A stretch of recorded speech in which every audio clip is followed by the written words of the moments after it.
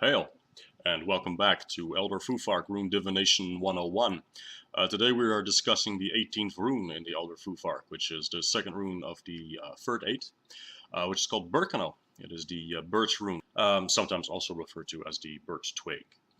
So I suggest we, get started right away because I don't really have that much to say. Everything else that I have to say is going to be a part of the video, so as I mentioned, Berkano is the 18th rune in the Elder Futhark. Berkano is also the second rune in the third eight, or Tier's eight, or Tiwaz's eight, whatever you want to call it. It literally means the birch twig, or the birch. Modern day letter equivalent is B, as in birch or birth. The associated astrological sign is Virgo, which is of course a earth sign. The associated element is very fittingly earth. Earth is a, grounding element, of course. The birch tree is a tree, it's part of the earth, so that is also a connection that very much makes sense. The associated gods are actually quite a lot of them. They're all female goddesses. Berkano is a very, very distinctly feminine female rune. So there is Frigg, Odin's wife, and Lady of Asgard, of course. She is represented here in the aspects of marriage, of fidelity, as in marital and relational fidelity between lovers, spouses. There is, of course, Freya in her aspect as a fertility goddess, as a the representation of female sexuality. There is Holda, or Berkta, sometimes also referred to. She is sometimes also referred to as Berkta, excuse me. She protects babies, children, and women. She is also associated with industriousness in traditionally female-orientated crafts. Nerfus is the Earth Mother. She is, of course, the what sometimes we would refer to as Mother Earth, or Gaia. I suppose that if you are more familiar with the Greek name, I suppose. Yeah, that's what she is. She is the Earth Mother, Mother Earth, if you will. There's also Iduna, of course, Iduna with the golden apples, as some of you may know the myths. She represents here the aspect of youth. And then there is, of course, Hel, the goddess Hel, with one L, not two L, not to be confused with the Christian afterlife where sinners go. But her aspect is, of course, as the Lady of Helheim, the aspect of death. We have birth, we have youth, then we have, maturity, motherhood, womanhood, and then we have finally, of course, the crone aspect, and then death. So these are all aspects related to this rune, to growth, fertility, regeneration, birth, life, and death. So Berkano is, as mentioned, a very multifaceted rune. It is very feminine in its energy. It's very orientated towards healing, towards things gradually coming into existence, things gradually growing up and blossoming and prospering, and then of course gradually also, as all things should, pass from this world again. So it is a very powerful rune. It is one of the most powerful healing runes in the Futhark, often combined with Lagus, of course, which is also a feminine rune. So we see here that there's this clear duality where the masculine is very expansionistic. It is very, dealing with conflict and order and justice and law and authority and all these things that we do need for a healthy society to function, of course. Because that is not something you should be mistaken, that the masculine is somehow evil or lesser than the feminine. There needs to be a balance in these things. We see this in nature, of course. And I'm not just saying this because I am a man. I'm saying this because this order should exist. It is a natural part of the natural world, and to deny it would quite frankly be folly. It would be stupid. So Berkano is the rune to the feminine mysteries that Tiwaz, the predecessing rune, is to the masculine mysteries, to the masculine aspects, and Berkano is the embodiment of the feminine principles. So is, as I said, related to female fertility, to childbirth, romance, marriage, beauty, stature, you know, um, I wouldn't say tempered, but the healthy enjoyment of sexuality, not like excessive sexuality, but a comfortable, happy, loving, cherishing enjoyment of sexual activities and sexual energies. And I'm kind of in that sphere right now because I just released 2 videos on spirit spouses, and yeah, there's a whole lot more on this particular topic of romance and sex and all that I'm going to be releasing, because there are a few things that I can't divulge too much about.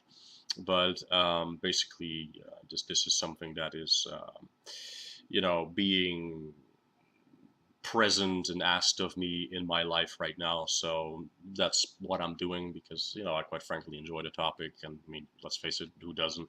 So, um, Berkano, to continue, is also related to protection, because as we saw with, Berkta, she's a protector of children, of women in particular as well. And in this, it is a protective rune that women could invoke, whereas yeah.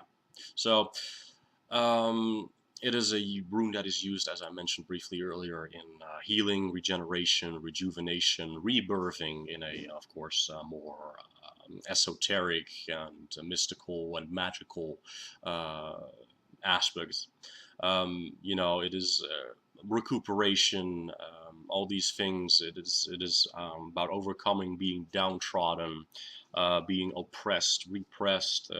What else have you? I mean, it is literally about a tree just sprouting forth from the earth and unfolding itself in all its majesty, if you will. So it is about nurturing, about returning things to good health, which is of course where Lagus, as I mentioned, also comes in a bit in terms of magic, because a tree needs water. Plants need water to survive, so these two make actually a fantastic combination. And Lagus is actually already present in the shape of Berkano. If you are interested in working with bind runes, for example, I think I've mentioned that briefly in my bind rune video, but that is something that you may want to keep in mind if you want to work with runic magic like I do. And I will definitely be making more videos on stuff like that. I mean, I made a bind rune on protection in my bind rune 101 video, but there is of course also a need for healing and other things.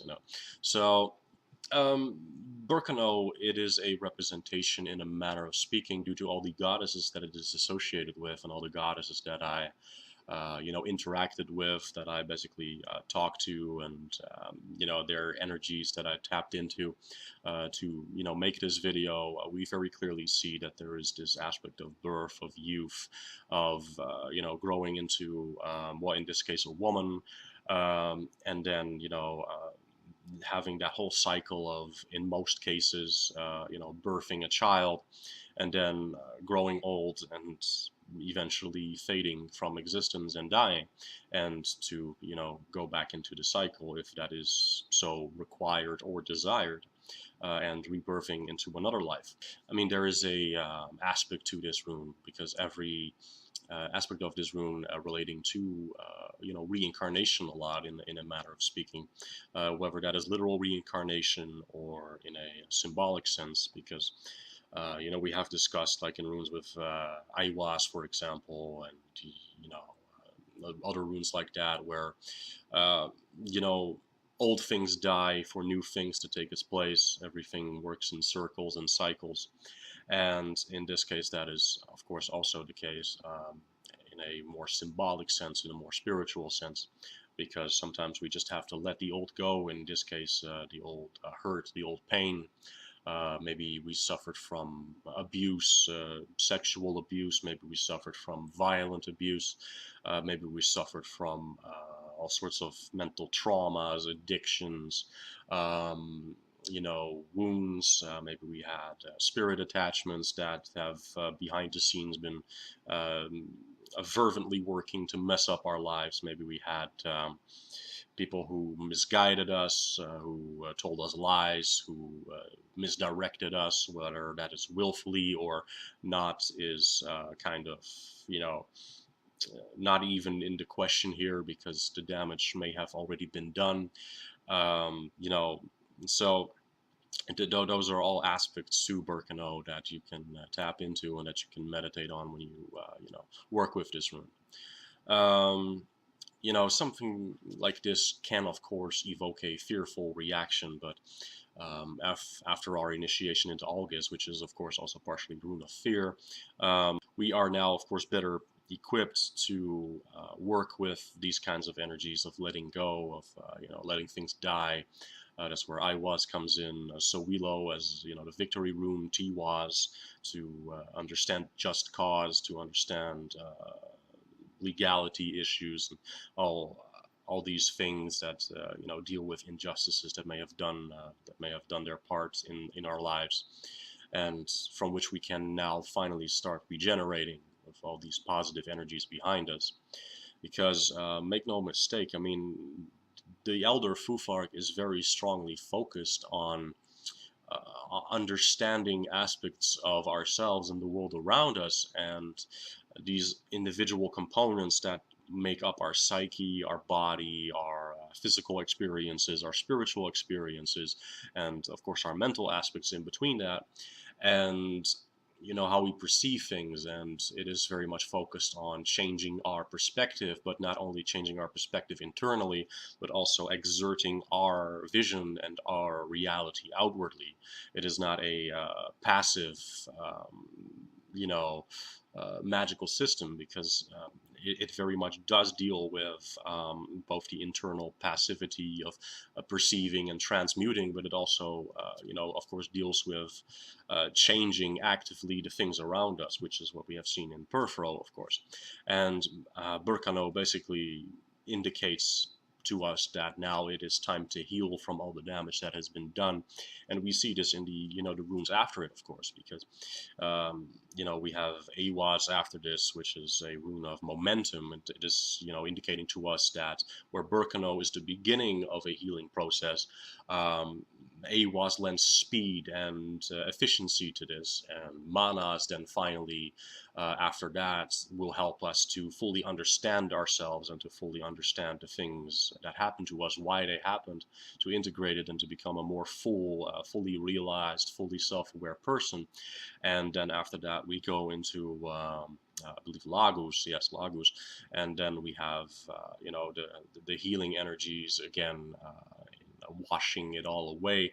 And to me, this, you know, kind of finalizes that healing process, because after that we get Ingwas, and that is of course the rune of harmony and peace. And Ingvi Frey was, you know, Freyr, the god Frey, of course, was then said to be a, you know, a hero that arrived, and in that sense we can kind of become our own. Why I hesitate to say hero, but you get what I mean. Like we, you know, we will end up becoming full and. You know, full of appreciation for who we actually are. And of course, this then leads into the final two runes, which, depending upon how you see those, you know, whether that is Ophila first and then Dagas last, like I see it, or the other way around, it, in my opinion, doesn't even really matter, because the two are sort of interchangeable if you think about it. Because, you know, Ophila deals with the home and hearth and ancestry and all the things we inherited and pass on. But then Dagas, of course, is the transformative rune, in which we ascend to a hopefully, you know, more powerful version of us. And that is, in my personal opinion, the final reward and the highest reward that we could hope for. And whether that transformation happens in death, or if it happens in a symbolic death, which is the vast majority of the time, of course, the case, you know, where you become a more free, more powerful version of who you were when you started. So, you know, these are all aspects that Berkano embodies in itself. It, in some way, you could almost say that Berkano is the embodiment of that cycle, that transformative, regenerative cycle of birth, life, and then death, of course.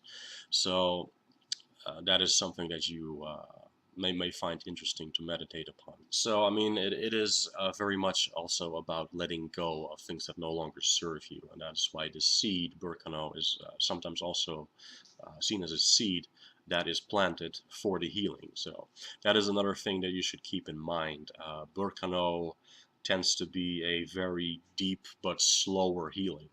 Lagus is more of a cleansing tide, a washing away of the old, and which is why I think that Berkano coming first is very suitable. You first plant the seeds of healing. The deepest roots of it need to be addressed first, and all the vestiges that remain on the surface will afterwards be washed away by Lagus. That is how I interpret the sequence of the third eight in this sense. So it is a time of transition if you are being initiated into the runes. When you reach Berkano, it is a time of transition, of the healing and regeneration, as mentioned. The birch tree is said to be the first to awaken after the winter months, and that of course harkens all the way back to Isa. And I mean, we have discussed this, where the second eight was kind of a clusterfuck of emotions and of all sorts of trials and tribulations that we went through. I mean, I've been, I've had to sit negative things out. I've had to face adversity like very directly, as I discussed in my previous rune video, Tiwaz, where people started attacking magically attacking my loved ones. And suffice to say that that has, as I already mentioned, been dealt with harshly but firmly, shall we say, as befits Tiwaz. It is harsh justice, but it is necessary justice. And eventually, the damage that has been done will now eventually begin to heal, and that is not just the damage from that specific instance, of course, that I'm referring to. I'm referring to the entire second eight that has been a rough ride, shall we say. So, and I can actually kind of feel that in the energy around me, in the energy around life as a whole. There are things that still need to be cleaned up, the aftermath of things, shall we say, but new life is also springing forth, and yeah, that is something that I do notice, and I think things are still present here. I mean, I still am aware that I have, some spiritual attachments that I am working on getting rid of. I mean, make no mistake, I had quite a fuck ton of them that I literally just, am stripping away layer after layer. And I do notice that once you do that, maybe even sometimes a year later, things just resurface. And like for example, the sexual videos that I uploaded, my first succubus that I talk about there, she did some significant damage to my sexual energies, shall we say, because she was a very needy, clingy person that chased away every woman I was with. I have had a horrible love life, and I can safely say that that has not been through a fault of my own. I mean, even my friends around me recognize that. I mean, often they say that the first one you should look at is you, and I have done that. But I have come to the realization that I have looked at myself way too much and never really pointed the finger at anybody else, when in fact I should have. So that is something that, a lot of people don't quite understand, that sometimes it just is somebody else's fault, the end, and it may not be your fault. And that is also a form of healing, when you can, finally start understanding that, I mean, she raped me, and if you don't, believe in spirit spouses, just discard whatever I say. I don't really care. I don't feel the need to convince you otherwise. I know what happened to me, and my friends around me know what happened to me. My best friend, who I live with, has directly seen the effects it has had, and they have helped me to recuperate and regenerate from that. And eventually, I welcomed a sweet, loving, protective succubus into my life who, has been nothing but good to me, who has been very understanding and patient with me, and who has shown, quite frankly, a lot of trust.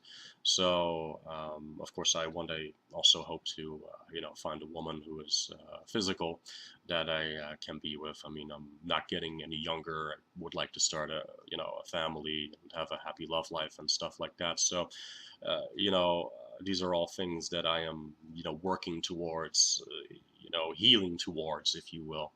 And this has been a reason why, as I was processing all these things and working through them, why it took me a while to upload Berkano, because this, just like Tiwaz, was a very important rune for me, although be it for a very different reason.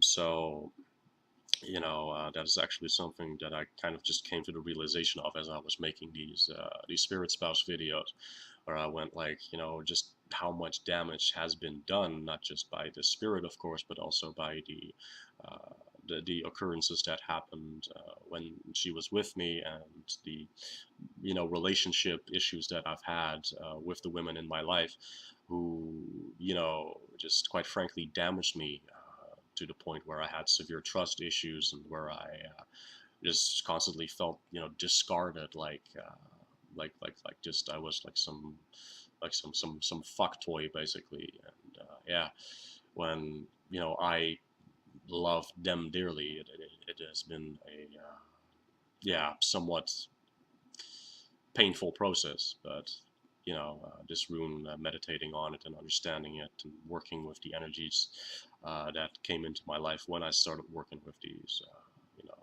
it has helped me greatly. And I mean, uh, these goddesses that I talked to in this video have helped me in this as well. Freya among them, for example, Frigg as well, and so I'm very grateful to them for assisting me with that. So I mean, you do need to understand that this rune, it is not, despite its relation with death, it is absolutely not a negative rune. It is in fact a very positive rune. It is a rune that deals very much, not so much with the death aspect of things, and it recognizes that it is a necessity, of course, that things need to die. But I mean, you could in a way just apply, hey, this old shit that I no longer need, that has started to become painful or a burden, that is what we're shedding, that is what we're dying, that is what we're letting die, excuse me. And then the newer, better can enter your life. Even from the self-sacrifice that we had to perform as a part of Tiwaz, that too is what we are regenerating. And these new beginnings, these new positive beginnings, may be literal, they may be symbolic, or a combination of the two. But it can be anything. Like I said, it can be freedom from addiction. It can be a fresh start after a horrible period, after a horrible marriage or a horrible relationship, abuse, being free from an unhealthy religion, which is a topic I've discussed on this channel a couple times. You know, in a figurative sense, it may be a successful or fruitful start of a new venture, like a business or other enterprise relating to finances or something like that, which of course is also embodied by one of the goddesses, who embodies the industrious aspect of traditionally female professions and practices. It may even be the finding of new love. It may be a lot of things, basically. But again, one thing to keep in mind is that Berkano does not promise immediate rewards, which is great, because the next rune that we are being initiated into is Awaz, and Awaz is a rune of the horse. A horse is a fast animal, and before we had cars, probably one of the fastest, animals that we had at our disposal, fastest means of transportation that we had at our disposal, was of course the horse. So and I'm discounting trains and all those inventions that have happened in recent times, but for a vast majority of our, more distant but not too distant history, horses have been a very reliable method of transportation. So that is why it is often related to momentum and speed, and we see then that the healing of Berkano, the new beginnings of Berkano, will pick up speed as we progress into Awas. So it is a seed that is sown, and that will take some time to sprout and to help reach our goals, as it were. Berkano, furthermore, is a rune that can be invoked and utilized in all things that are related to women specifically. We're talking menstruation, pregnancy, childbirth, motherhood, and other, aspects of traditionally female feminine energies.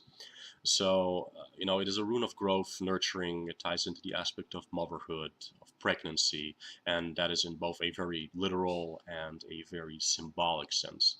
Um, Now, of course, I am not a woman, so I don't feel it's my place to, you know, intricately discuss those aspects. I just don't feel it is my place, quite frankly. These are all things that you can use this rune for if you are having, for example, painful periods or stuff like that. You can use this rune in some way, shape, or form to perhaps, help make your periods less painful, I suppose. And yeah, I mean, it can be a rune that can be invoked to help, and again, that is helping. There are many factors at play, seen and unseen, of course, with childbirth. So it is not a guarantee that if you perform a spell for a safe childbirth, for example, that is, of course, going to happen. There are too many factors involved in that, but it can definitely assist those kinds of deals. And as everything with magic, nothing is ever 100% guaranteed to work, and that is the case for everything in this universe.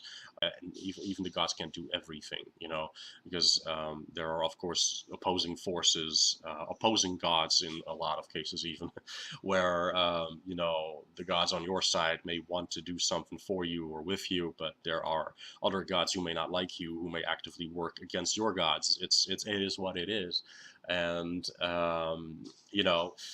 so there's never a 100% guarantee. Please don't, blame me for that if something doesn't entirely work out. I'm not making promises with this, of course. I'm just saying you can use these runes, this particular rune, with that kind of thing to help assist, alleviate, and in some cases, you can use it to completely remedy something. That is possible. It is a possibility. It is not a promise I am making you. So please keep that in mind. As I said, it can be used to protect oneself during times of learning, of growth, during times when one feels vulnerable. It is, in that sense, a very, very motherly rune. It can help you to be sheltered in times of trouble. So it is actually also, in that sense, a protective rune. So if you are ever designing a protective spell that is specifically aimed at enduring trials of hardship and stuff like that, it is something that that is very pleasant to me, because I have personally a mother who was quite frankly never there for me. So this is a very comforting rune in that sense as well. And for those of you who might be going through tough times, I would very strongly suggest that you work with this rune and other runes like it to, help you overcome and work through all your, or a lot of, I should say, your trials and tribulations. It can help you transmute and deal with significant emotional pain, the healing or mending of traumas, as I mentioned. And make no mistake, an addiction is, of course, a trauma. An addiction is something that you don't just do for the fuck of it. It is a coping mechanism, of course. So that is something that you should definitely also work through, and with this rune. So I mean, this kind of vulnerability that this rune can evoke in us, this openness and willingness to deal with and share pain and to, you know, help ourselves with this catharsis, as it were. And of course, the catharsis is like a mental bloodletting, as I would call it, to where you just let out all the nasty shit, and you just, you know, work through that.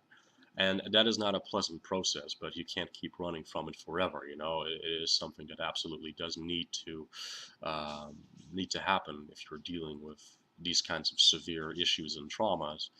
Um, you know, and I have dealt with a lot of these kinds of things for years, and I mean, yeah, it is a gradual process. Again, Berkano, it's a seed that is planted. It is not a immediate thing that one can, you know, just work through. It doesn't work like that. But you know, I mean, this kind of vulnerability, it is something that reminds us of like when we were a child, and when if we had decent parents, you know. And I'm absolutely not saying that my father was a non-decent person. My mother, however, was, in hindsight, a very mentally abusive individual. So I can't, frankly, speak from experience.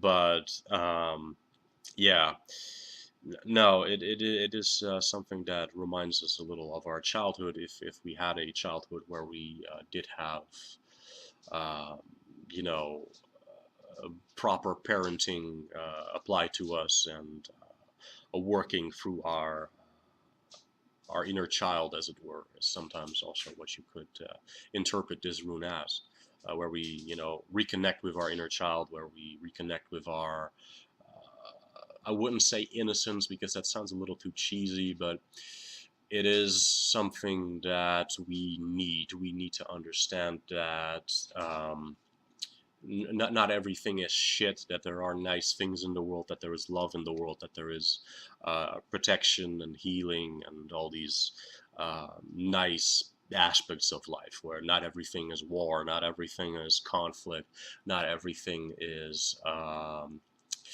you know, hurt and pain and negativity and stuff like that. So um, in essence, where Tiwaz is the rune of warriors, Berkano is the rune of healers, where this deep, thorough, motherly, loving energy is very much present. And of course, you know, the warriors need healing as well. The mental conflict, the spiritual conflict, the physical conflict. PTSD is a thing for a reason, of course, for a variety of reasons. There are many, you know, sorts of traumas and conflict and pain and injury related conditions, mentally, spiritually, physically, that need healing, that need addressing in the world. And as a shaman, it has always been, you know, drilled into me from the moment I started off on this path, that I was recognized as being someone who walks this path. That, you know, healing always starts in the spiritual, and I have found this to be true in a lot of respects. But that does not mean that we cannot have genuine, uh, you know, damage to our brains, damage to our bodies, because, you know, our brain is, of course, related very much to our body. In a lot of ways, our brain is what connects our spiritual to our physical. I've always related the brain as a sort of like transmitter, a sort of channeling device that we have. For example, I believe that the old Germanic peoples, they believed that the soul resided in the head. So if you, or the spirit resided in the head, I should say, because I very much adhere to this idea as well, which, you know, kind of makes sense. Not the spirit being present in the head, by the way. I don't believe that, but I do believe that there are layers of people's existence. You have the physical, and then you have the mental, and then you have the spiritual, but that spiritual is connected to a much higher, um, portion of you that is your immortal divine soul. So yeah, that's why I always say on this channel, you are a god that is basically made flesh, because you are this divine being that has slowly trickled down into this, physical existence. And that is how you are able to influence the world around you in the physical sense, and that is how you are affected by it, of course. So, when I say that healing begins in the spiritual, um, I think that that is a very important element to healing. To understand that that higher aspect of you needs to be addressed alongside, or sometimes even before, you search for remedies to mental ailments. And I'm of course specifically talking about mental ailments, because if you lose an arm, yeah, I'm afraid that's currently, with the current technology we possess, that's it for your arm. Uh, I mean, if somebody, like hacks your arm off with a sword or something, yeah, you're most likely not gonna get it back. We don't A, have the technology for that, and B, medical science is, just not there yet. So there are permanent injuries that occur specifically in the physical, but as far as the brain goes, as a student of psychology, I also know that the brain is very malleable. They used to believe that, the brain was formed and, developed up until the age of 25, which I have already passed. So in my case, that would mean that I would be stuck with my traumas and, things for the rest of your life, and just have to cope with it. But that's, as we now know, fortunately, due to neuroplasticity, just not the case. Um, and there's research out there that our perception of reality actually alters our reality, where we have seen that, like, molecules, are able to be affected by our focusing attention on it, and stuff like that. So there is slowly the beginnings, the seed, the inkling of a realization, even in secular science, that um, that there is a greater thing going on there. And just to medicate something with medication, now I'm not going to speak out one way or another uh, about or in favor of medications, such as, for the brain, like SSRIs or something like that. I mean, but I'm basically saying that I don't think you should be content, as someone who, again, very firmly believes that healing should start in the spiritual, and is often best used in conjunction with finding maybe mental and or physical therapy for your issues. There is a very distinct need for that kind of balance in your healing. There should be balance in all things, and so too should we not just focus on the physical. We should just not just focus on the mental, and we should not just focus on the spiritual. There needs to be a very healthy, very strong balance that works in tandem, excuse me, um, with everything together, if that makes sense. And again, I am not going to speak out or in favor of, against, or for any particular treatments, and please don't ask me that. I mean, I'm studying psychology for a reason, of course, but at the same time, I also hold what secular science would consider alternative views on healing. But I can attest from my own personal experience that spiritual healing has definitely helped me in many ways with my mental issues that I have had acquired as a result of of all sorts of traumas and damage that has been done to me directly, indirectly, in moments of severe stress and anxiety, or over prolonged periods of time. So, you know, um, that is something that I kind of want to give you all before I, start in the on the divination aspect of things. And yeah, that's kind of all I had to say about the general essence and aspects of Berkano, and we will now be moving on to the divination aspect.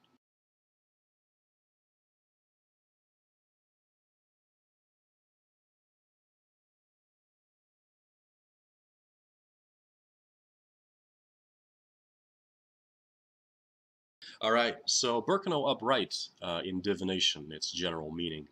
Berkano upright in divination often refers to, as we have discussed in the general discussion, it refers to positive changes, positive times, the growth of something new, the growth of something fresh, the dying of the old, and letting it go. So Iwas would be more about the actual process of death and letting it go, but Berkano is indicating that we are now ready to completely leave it behind us and something is starting anew. It symbolizes fruitful ventures, romance, maybe potential marriage, fertility, enjoyment of life, a general improvement of life. But again, not to be confused with instant, spontaneous, snap, boom, white picket fence bullshit. It is going to be something that is going to take time, and it's going to require work. Like I said, when I used that quick, small illustration of Lagos and Berkano, uh, you know, plants need water, or most of them. I mean, I live in the desert. There are plants out here that don't really need as much water as. But if you live in a four climate season, a lot of plants do need water, and that is a symbolism I'm going to stick to for that purpose. So, things do need to be nurtured, and of course, that is where the energy of Berkano also comes in, because it is a rune of nurturing as well. And it can represent blossoming friendships, internal relationships. It can indicate pregnancy, childbirth, healthy childbirth in particular, actually. So if you see Berkano show up in a divination for someone who is asking about, you know, their childbirth or their pregnancy, and Berkano shows up in one of the slots that is indicating a future time or a challenge or something like that. Actually, not in a challenge, because a challenge would kind of indicate to me that there may be some complications, but that is kind of up to how you, read and interpret it in the moment and in the context of the question that you were asked. But if you have like a Berkano in your outcome or future slot, and somebody's asking about child divination or something like that, child divination, I mean childbirth, excuse me. And if you're doing divination for them, there we go. Then I would say that that is kind of an indication that there is a very good chance that a childbirth, fuck ups from medical staff and or any other accidents that may happen along the way, notwithstanding, of course, that there is going to be a healthy childbirth taking place, for example. It is a symbol of protection. It is a symbol of nurturing over any and all attempts to um, start a business, start a family, successful attempt at recuperating and healing from, previous negative events in life. On the other hand, Berkano can also, when it's upright, indicate a need for contemplation, for silence, for just, withdrawing and taking a long time and recuperating that. I mean, I'm an introvert. I absolutely cannot stand being around people 24/7. It drives me berserk, and I need that alone time to recuperate, to just relax and be alone and have my space. And I mean, even if you're my spouse, I need time away from you. Even if you're my kid, I need time away from you. I just need that alone time, that meditative silence, or just sitting on my ass, playing some video games, or drawing, or doing whatever I feel like doing by myself. And if you are like that, then that is something that you may also want to take into consideration. If you're, for example, inquiring about your mental health, like it may just be an indication here, like, listen. If you want to have a healthier relationship with your mental side, take some time off from things. Stop being so, driven and obsessed with stuff, and just chill the fuck out. And You know, it can be an indication that there is a need to sit with your pain, to let it go, to process it, to deal with it. You know, to heal from it, to recuperate. Again, the main elements of Berkano are rebirthing, are regenerating, are healing. It's a very positive, nurturing rune, but at the same time, that also means that there has to be a facing of traumas, of pain, of stuff like that. um, you know, if you know the pain is someone else's, for example, you're doing a reading for someone else, um, you know, quiet time may be called on for them, and you know, they may be having to work through that, and they may have to like sit in meditation, or I don't know, do a spiritual journey to find the heart, the root of the issue at hand, and you know, have reflection, and you know, maybe even temporary cessation of communication, ceasing of communication, excuse me, with you know everybody around them, and just like withdraw, but in a healthy manner, of course, not isolating yourself. That's never good, but to just you know sit in silence and sit in peace and sit with things, and you know, heal that way, and reflect on the things, and then integrate it and let it go afterwards, because there must be a letting go. That is Berkano's kind of shtick, basically. The old needs to go away before the new can fully take root. So, Berkano upright, to give you a brief example, suppose that you have recently started dating someone. You are curious to know whether or not there is a long-term potential between the two of you, and you consult the runes. So, Berkano could, for example, end up in the future slot here, and it is not a guarantee, of course, that things will work out, because again, remember the illustration I had of watering your plants, watering, you know, the flora and fauna. Um, I don't know. So watering the relationship in this context, that is something that needs to happen for it to grow and for it to develop.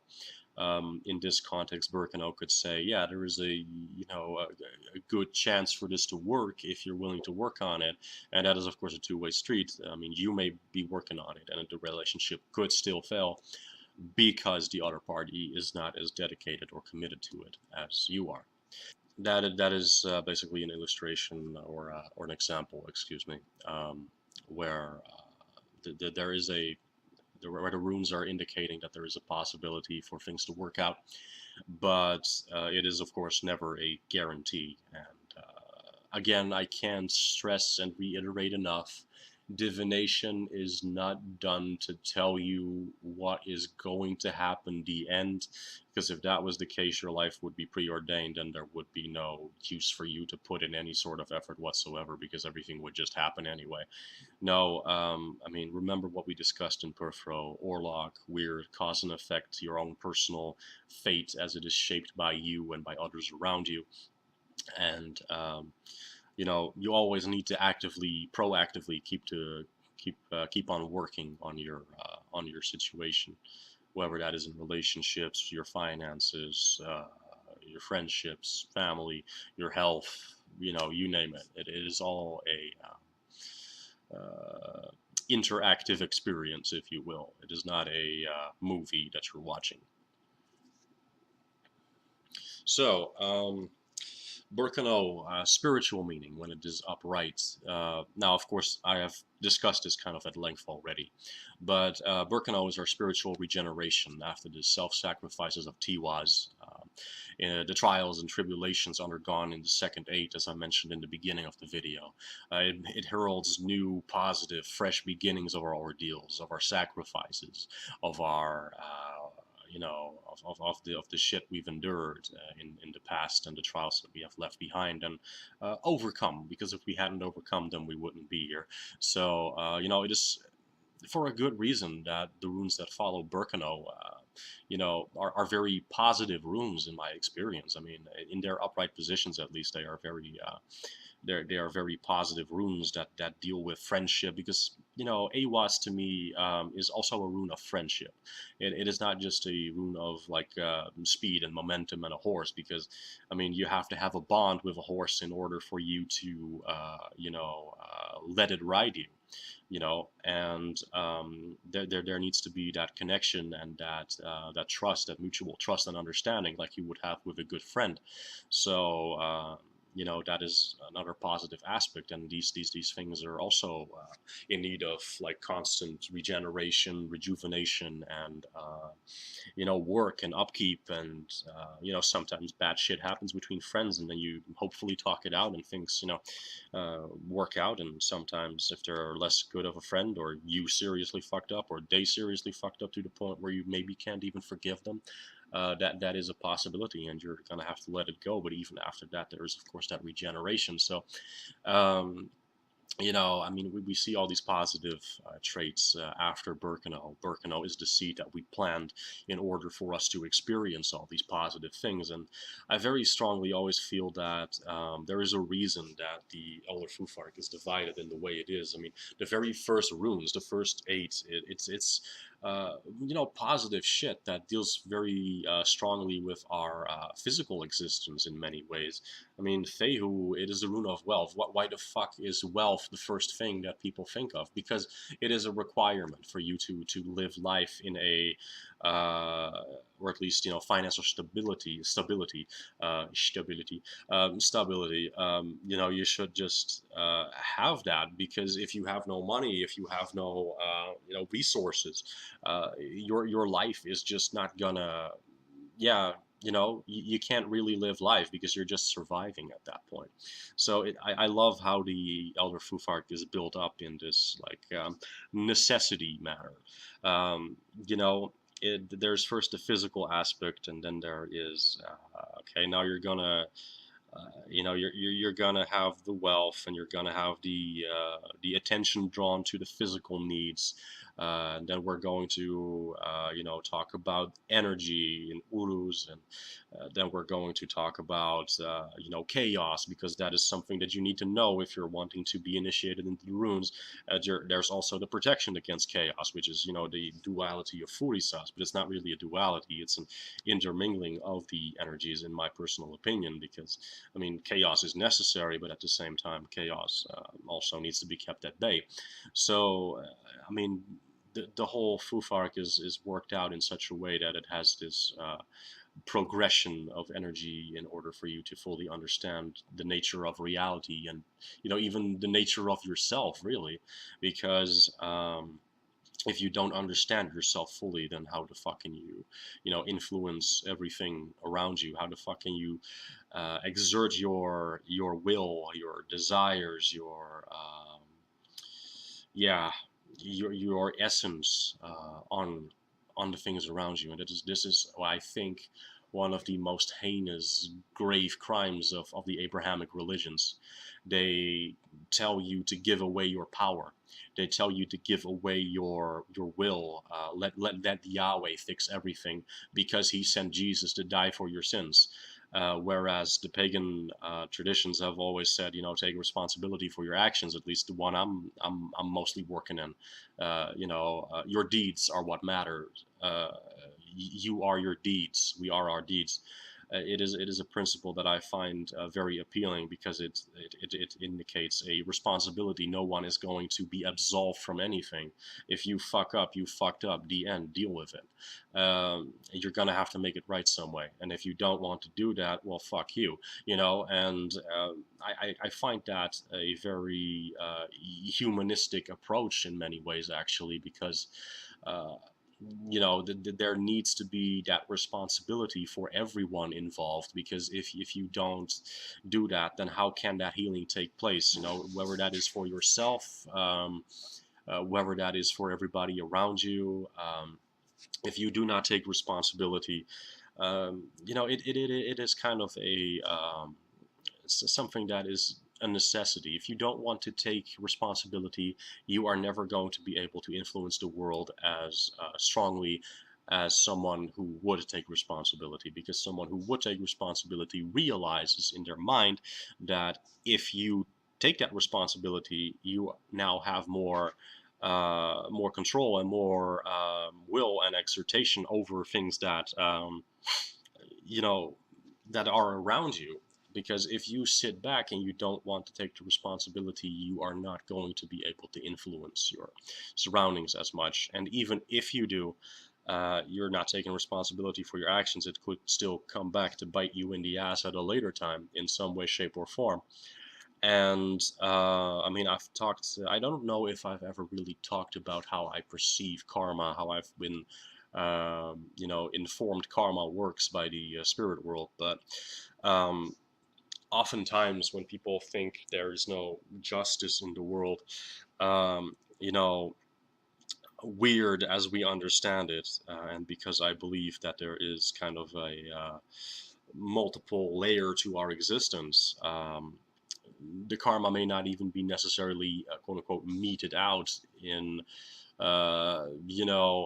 this life. For example, if you want to talk about weird, if you want to talk about cause and effect, Orlog and stuff like that, I have dealt, excuse me, because the guy's gone, but I have dealt with a contract that I made 500 years ago with a being from the Gusha, that I have had to remedy now in 2018, whereas the contract was made in 1503, if I'm not mistaken. So, and that being has driven me kind of nearly over the edge on several occasions. It instigated several mental illnesses that I am only now just regenerating from. Because it was generating it as part of the contract, because the contract said I was going to give the being from the Gusha Gar's negative energy. And how do you generate negative energy? By having negative things happen. So in this case, it is easiest to, if someone's growing up, instigate a mental illness in them. And this is another application of, everything starts in the spiritual, healing starts in the spiritual, because sometimes mental illnesses are just not natural. Sometimes they happen as a result of trauma, and that is of course usually starting in the physical. So but there always is that component of it, of course. And this is it's all interconnected, all intertwined. I've said that before. And that is again responsibility on a much higher level. I mean, the person I am now, did not have the faults that the person 500 years ago that I was back then in my incarnation then. Uh, yeah, from what I understand, his goals were, to better things, and that is not a bad thing, of course, but he made some stupid, shitty decisions while writing that contract that have caused me, and I'm assuming the past 500 years worth of incarnations, uh, also a lot of shit, basically. And from my understanding, it's often been mental. So, that is something that I do feel where the responsibility on my end comes, because I could have just sat down and said, "Oh, I'm mentally ill. I just have to work with it." But I never was satisfied with the secular approach to things. I was never satisfied with the explanation that secular science gave me, because I just always felt that there was something more at stake here. And if you are, an atheist or an agnostic, you're going to laugh at me for it, and I don't give a fuck, because at the same time, I'm sitting here and I'm actually doing better and better and better every day, and I can legit tell that all the pain, the obsessive compulsive shit, which was quite frankly caused by a variety of spiritual beings that were attached to me, but one of them was that imp that I had attached to me. Um, and in fact, I would say that he was one of the main culprits in this particular case. I mean, I had someone comment on my channel recently that they had obsessive, intrusive thoughts and stuff like that. So if you're watching, hi there, thank you for your comment. I really appreciate it. But they said that when they left like Christian stuff behind, like I'm assuming that part of that may have been Christian guilt or stuff like that. But there may have also been a spiritual component in terms of those guardian angels that I have discussed in my Excarnating the Lamb series. where that may have been feeding into things to keep people disempowered, to keep people guilty, and to keep people sick on many levels, so that they would just come crawling back to Yahweh. I mean, make no mistake, the spirit world is not always a nice place. There are benevolent beings, of course, but there are also beings who are just here for your own benefit and for their own gain. There are beings who will help you, but they will screw you over if they get the chance, and if you're too stupid at that point to see it. And there are, of course, positive forces who are here to help you and to work with you, and who will not expect that much in return. But if I had not, taken that kind of responsibility of, pursuing this and trying to heal myself, I would still be, stuck at home basically, or I would be dead. So that's literally that simple. Because my mental illnesses were at one point so severe, I literally did not leave my house. As mentioned, Berkano is the feminine principle. It's a perfect counterbalance, but also, of course, a great cooperator with the energies of Tiwaz. It is nurturing for any and all damage incurred, healing, strengthening, protecting, to show love, stuff like that. Um,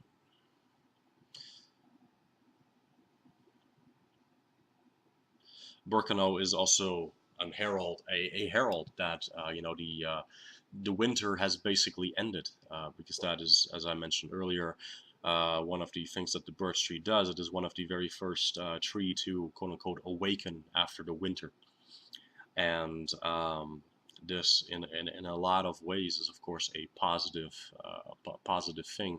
It really does herald spring. It really does herald regrowth, regeneration, rejuvenation. It is, the essence of finding passion and love in the arms of a spouse. It is a not always a motherly energy. It can be an erotic, romantic energy, a loving energy between spouses, which is, of course, what Freya represents. And it is the fidelity of marriage, that bond of trust and love and companionship that you can share between people. And it is something that most, if not everybody, in some way, shape, or form needs, of course. And I mean, there is this popular movement of people saying that you don't, quote unquote, need other people. And while this is, of course, true, um, there is a craving and a drive and an instinctual need that we're being driven to fulfill, that we have in order to A, propagate the species, and B, to find emotional, mental, and physical fulfillment and satisfaction.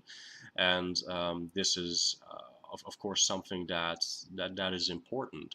It is something that brings joy and happiness and stability, both for both partners involved, or if you're you know not monogamous, maybe for multiple partners even. It is important for the children, where that we see that again, that motherly, protective energy come in again.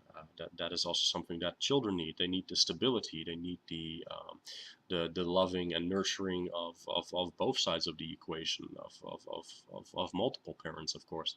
Hell, the goddess, represents the death of the old, the letting go of the old, of things that no longer serve you, to release old pains, to release suffering, in order to make room for new growth to reappear, as we have mentioned. Freya is a goddess of war. She is a goddess of death as well.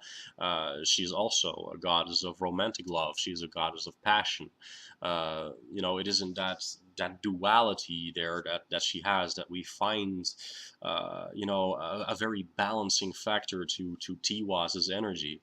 I mean, as far as Freya is concerned, war and conflict are not just things that men engage in, just like women are not the only ones that engage in nurturing and love. Men have that capacity too, of course. Um, Otherwise, the world would be an extremely shitty place. So that is another lesson that I want you to learn from it. Do not see things as black and white as that. For Freya here is kind of proof of that, where she is a war goddess, just like the Celtic Morrigan, for example. Um, you know, and Frey, her brother, is of course also a god of love and of sexuality, and Ingwa is the rune of peace and harmony, and the more male orgasmic force is is Freyr's rune, so, or Frey's rune. I usually just leave out the R at the end, but however you want to pronounce his name. But you do see that duality, and I do find a lot of comfort and nicety in that balance between masculine and feminine, that equality that you see in that sense, because I am someone who likes to have my woman by my side, not someone who I am obligated to lead. I've always hated this whole uh, Christian principle of the guy is the head of the household, and I've always been, fuck that. I find it quite frankly disgusting. I don't approve of this. Women are overall wonderful, beautiful creatures, and I think that they should have their, their say and their their authority exerted in that sense and in that right as well, just as much as men do. So you know I think I've said it before. I mean, I can't give birth to children; they can. So, you know, there is a lot of things that women can do that men cannot, and I find it a little strange that am somehow automatically, because of the genitalia that I was born with, uh, should somehow automatically take the lead when I would rather just work together. Uh, you know, I mean, it's a little bit silly to me.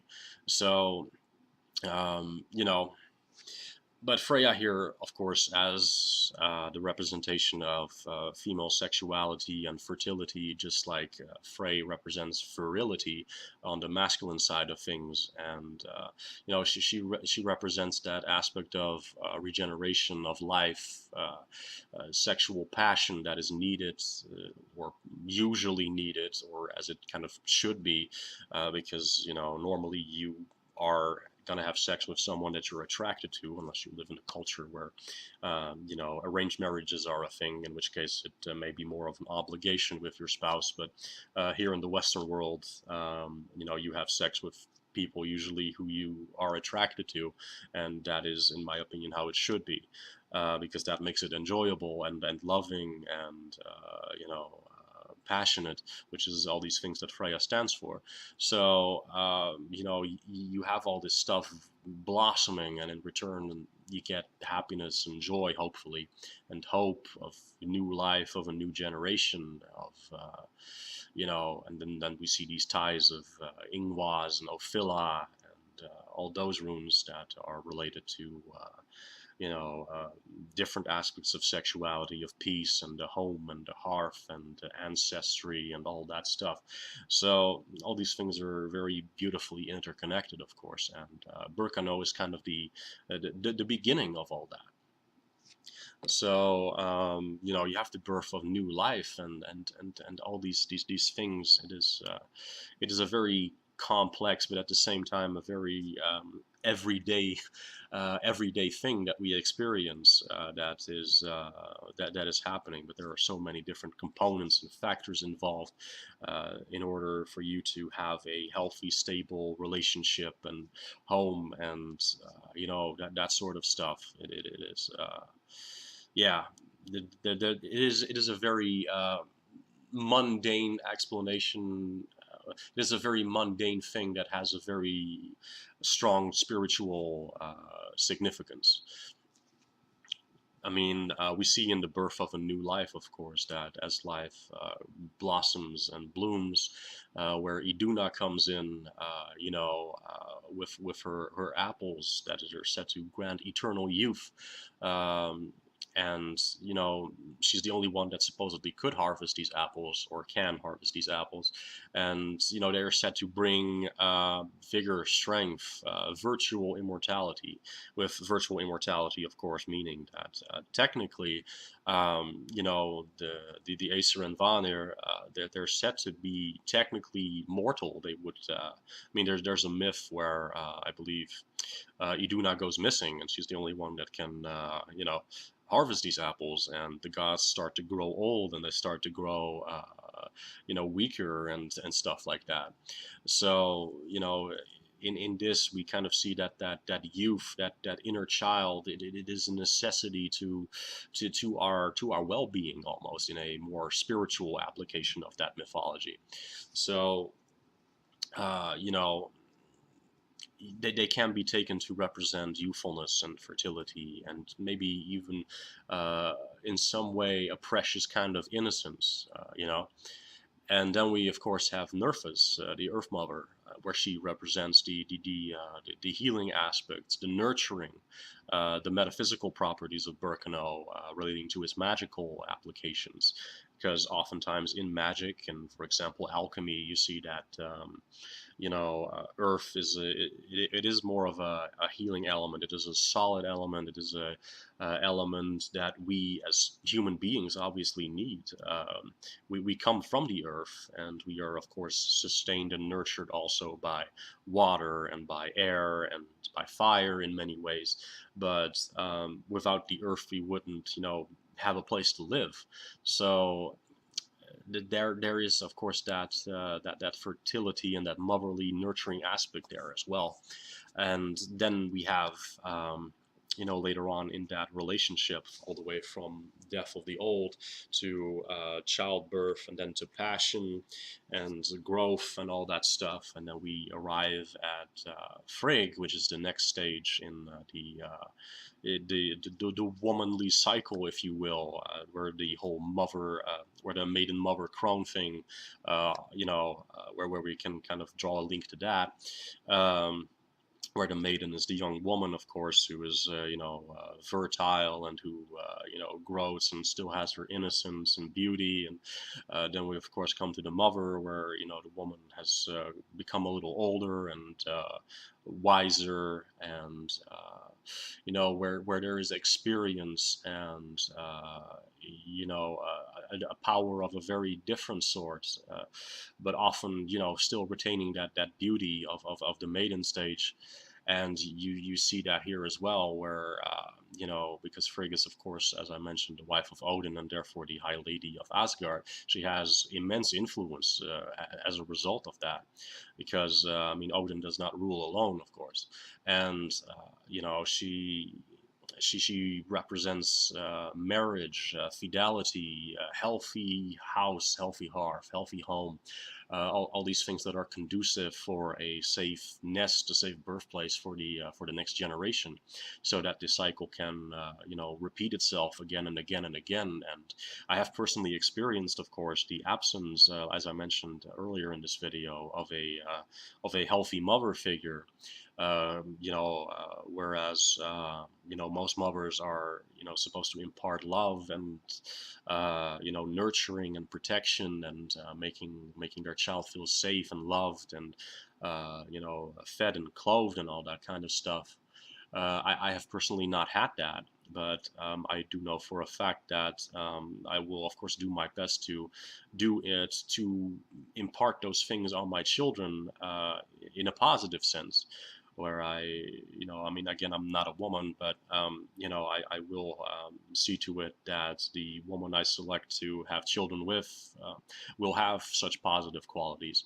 So it is something that is very important to me, because I don't want what I had for my kids. Holda, or sometimes also known as Berkta, is often said to be a triune goddess, which actually embodies that very principle, the maiden mother crone principle. Youth represents the phase of newness, fertility, new beginnings, all these things that I mentioned earlier. where motherhood represents fidelity, responsibilities, nurturing love, loyalty, and, well, in some ways, the sacrifices that a mother makes. And in this, Berkano actually also represents self-sacrifice. When it comes to the feminine energies, it's not just the masculine principles as we saw in Tiwaz, where self-sacrifice is necessary, where men give of themselves in ways, or at least with the masculine energies, where they sacrifice of themselves. It also is a traditionally seen thing with feminine and female, where they give sacrifices in their own way. Now, this is, of course, in a very uh, you know black and white kind of deal, but it's not meant to be taken as literal as that, of course, where it's like, if you're a woman and you work with the runes, you have to adhere to this, and if you're a man, you have to adhere to that. It's obviously not like that. I mean, we are in 2018, ladies and gentlemen. It's a very different culture. It's a very different, um, it's a very different way of life that we currently have, and as you can hopefully deduce from what I said earlier, I am very happy with that. But it's discussing traditional associations with energies of a particular nature. Of course, I hope we all understand that, and that is that is something that should not be taken in such a literal manner, that we are all assigned in these neat little boxes based on our anatomy. So please do keep that in mind. And the crone, lastly, of course, then represents kind of the twilight of the feminine energies, powerful, wise, mystical, having a lot of experience, having seen a lot of things, having seen a lot of generations rise, and maybe in the case of their own direct children, they now see their grandchildren grow up, maybe if they live to that age. But they then also, of course, begin to see the decline, the later stage of the uh, of their own direct children's life already. So, or at least the second half of it. And you're slowly withdrawing from the world, preparing to let go, preparing to you know uh, give way for the new things, to understand that your cycle in this current life, or in this current endeavor, if we're taking it in a bit more of a non-literal way there, where that is, of course, just making room, out with the old, in with the new. Of course, I'm not trying to make that sound like a very harsh, inhumane, practical manner, but you understand what I mean. It is, every generation has its time, and eventually things need to move on lest they stagnate.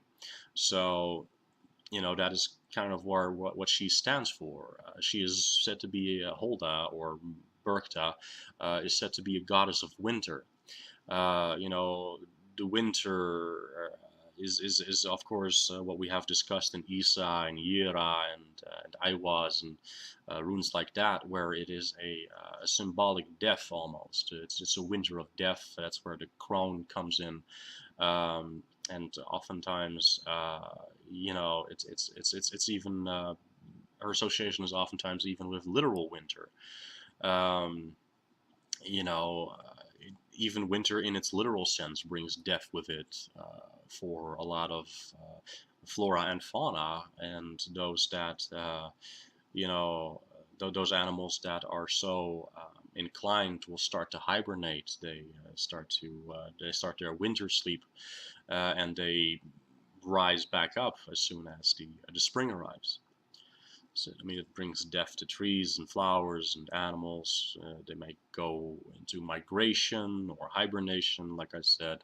And in that sense, winter is a tragically beautiful, but at the same time also a very bleak and kind of like a desolate, and again, also silently beautiful time.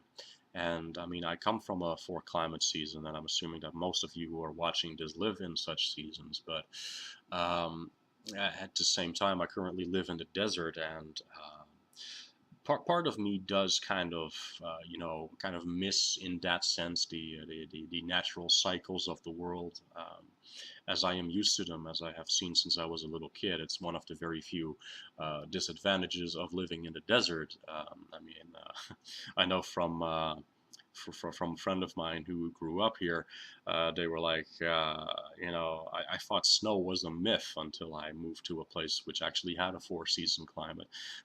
And but that's kind of a little bit of off topic here. But it is a in my mind, having grown up in a northwestern European country or Western European country, however you want to define the Netherlands or Holland. Uh, it is kind of a part of life, and having lived here for a few years, winter is approaching now. As I'm recording this, it's November, and I do kind of miss seeing the autumn and having the rain, and then slowly seeing that turn into this snow-filled, cold atmosphere. Because then you kind of have this association with the holidays, and all the lights and all the things that people do to keep the darkness and dreariness cheerful. And it's kind of a very romantic time, but in a sense, it's also a very dreary time, of course, because a lot of things die, and a lot of things let go. So finally, of course, after that, we return once again to the concept of death, which is what hell stands for, of course, being the lady of the halls of the dead, or of everybody who died of natural causes, of sickness, of hunger, of all those kinds of things. Everybody who did not die in battle. But hell's involvement here is because the ancients, we have a lot of suspicions that they did believe in reincarnation in some way, shape, or form, and that was also a cycle, because everything was a cycle. To quote the English translation of one of those metal bands that Einar Selvig from Wardruna is in. He has a line in one of those songs. I can't quite recall it from the top of my head, but he sings in Norwegian, I believe it is, that things are rings, not lines. And I very much agree with that, because reincarnation and everything is in cycles, everything happens. And of course, things evolve and they change, but it's not like a literal line, because, um, I do believe that after you die, you eventually come back if the need and want arises to return here. So that is maybe some food for thought. The cycle eventually begins again, and then we basically loop around this whole story that I just told you. We loop around that same thing again and again and again.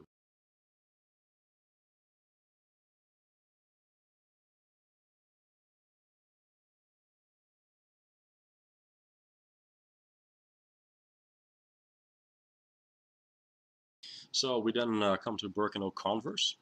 So first we are going to discuss what it means in divination, of course. It usually means that there's something hidden, likely related to relationships, but it can refer to anything. Now, why do I say relationships? Because of Berkano's, relation to, well, relationships, to healing, to nurturing, to protection, to love and sex as well. So um, there may be a greater propensity for things to be regarding something hidden in relationships of that nature. Um, there might be dishonesty regarding the question or issue you are inquiring about. For example, cheating comes to mind, unfaithfulness, stuff like that, or maybe something in your relationship that is being lied about, or somebody that is not speaking. about a resentment that they may feel for something that you or person inquiring about has done, or the other way around, that they may resent you for something that you are not speaking on about, or that you have said or done that they are resentful about, or that they suspect that there is something that you are hiding from them that may negatively affect the relationship, stuff like that. There may be an issue that you need to be on your guard about the next time that you are confronted with or engaged in whatever it is that you are inquiring about. It is possible that there may be a theft of all things, because, of course, again, that relation to nurturing and protection and all that stuff. Something being quote unquote stolen, and this can be in a very direct sense, but it can also be in a symbolic sense. Something may be stolen from you. For example, there may be someone out to try to woo your girlfriend or your boyfriend or whatever. They may try to quote unquote steal that person in that sense from you. Now, of course, I'm aware that people own their own actions, so there never is really that stealing, but it is again a symbolic way of phrasing that, so please do keep that in mind. Again, it may be in a figurative or a literal sense. You could wake up tomorrow after you did this reading, and you may have found your car window smashed in and your CD player, like taken out of it or something like that. Yeah, so it can be a literal theft or a symbolic one, and it can be about anything, but most likely is related to the particular topic that you are inquiring about. There may be a matter of profit being hidden, either because you are not seeing a situation fully or how it can be utilized to your advantage, or because someone is actively trying to block and or prevent you from finding this profit. So it may be that there is competition undercutting your business, or that you are in a business that is ripe for the taking, as it were, but you are somehow lacking in your vision right now, at this moment at least, to fully exploit that, to fully take advantage of that, I should say. Um, uh, you know, Someone could be trying to rob you of an inheritance, for example, which also harkens back to the stealing, of course. Um, you know, this is actually something that could be that literal. It could also be through manipulation, or of someone, of something around you. It could be a lot of things that might be impacting this particular thing. So somebody might be trying to, for example, influence a friend of yours to break up the friendship if they want to make you miserable, or if they want to be friends with the other person but they don't like you. Those are all things, possible applications that can be taken from seeing Berkano converse in this relation to stealing and or losing something. So you have to basically just be a little careful so as to not get too paranoid when interpreting this. And I would, as with most of these cases, very strongly advise you that you obviously take prudence in how you interpret it, and that you look at these surrounding runes. For example, look out for a Furisas rune nearby. Look out for maybe a Wunyo rune or an Ophila rune. For example, if Ophila may be nearby, when you see Berkano converse, we may be dealing with inheritance theft, or we may be if Wunyo is nearby, this could indicate that somebody's trying to steal your happiness, and this could be, of course, in love or in friendship. Furisas may be that there might just be chaos going on, and that it may be out to, not necessarily out, because chaos is random. That's the whole point of chaos, of course. But that may be in danger of sweeping away something you hold dear in some way, shape, or form. So look out for those kinds of runes in the surrounding in the surrounding reading and the surrounding spread, and draw your conclusions that way. So, Berkano converse, an example of that. Now, I've kind of already given examples, of course, in the description of the divination, of what it means in the divination, I should say. But suppose that a business venture is being inquired about that you own or run. So while it may at first seem like a risky investment, you want to start a new business. All right, so you want to start a new business, and you're going to inquire about the runes. How is this going to take off? Is this going to be you're basically having a lot of fear about this business and how you're going to get things off the ground, how you're going to get things started. Now, it may at first seem like a risky venture, but the overall surrounding runes are overall positive. So suppose that your question is, will my business take off if I undertake X, even though X looks risky at this time?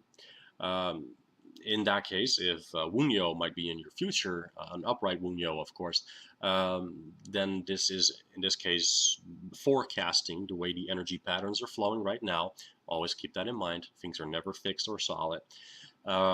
In combination with this converse Berkano, maybe indicating that if you follow through with your plans, that it will bring about happiness, and that you, of course, have to take certain steps along the way to guarantee this, or at least make it far more likely that this will happen. But there may be there may be an aspect of things seeming safe, seeming unsafe. So in this case, you're basically taking the something being hidden part, and it is now something that is positively hidden. It does not necessarily have to be a bad thing that is hidden. Your profit may be hidden from you in this case, and that does not have to be malicious in this case. It has to do with you, your perception of things, and there might actually be positive things on the horizon if you pursue it after all, regardless of these factors. So, Berkano, converse spiritual meaning. There is not a whole lot to be said on this, because I've mentioned most of it already, really. But Berkano converse to me is about risk, risk in life, risk in finance, risk in love. It means that a lot of the time we just can't be sure, about how safe things are, because life is one big risk in many ways. Because we are never certain, we are never entirely certain of how things will turn out. There is no set path that is laid out for us. Because again, if that was the case, as we discussed in Peripheral, I believe, what would be the point? What would be the point of living life? What would be the point of going through all these hoops and motions and trials and facing all this shit when everything is already worked out from the beginning to end? Then what would be the point? Why are we even doing this? We might as well just be passive observers in our lives. And that's where I actually think that the beauty in life is, because we can change things the way we want. We can empower ourselves the way we want. We can, that chance. It is a positive thing, really. A lot of people are afraid of it because they're lazy. And again, in my opinion, that is one of the biggest crimes of the Abrahamic religion, is taking that mindset away from you. It is taking away that mindset from people and just saying that Yahweh will fix everything for you so long as you grovel before him. And I hate it so much because, God has a plan. Well, that may be true, but God doesn't take into account that there are other gods who have their own plans, and he doesn't take into account that there are other forces that some would call quote-unquote demonic that have their own plans, and he doesn't take into account that there are human beings with free will, which, by the way, in my personal opinion, he absolutely loathes, because he would rather have us all being little mindless servitors that give him praise and energy, and I think that that is part of the reason why this was introduced in the Abrahamic religions as it was. wars, and yes, I'm continuously spouting this anti-Abrahamic propaganda. I am not sorry for it, because the tradition that I work in mostly, in my experience, these religions and organized religion in general, to a lesser extent, is often used to manipulate people. It is, used to control people. It is used to prescribe people a way in which they should live, when really um, the vast majority of people are not psychotic or psychopaths, and therefore should have the right to live life in the way that they want. And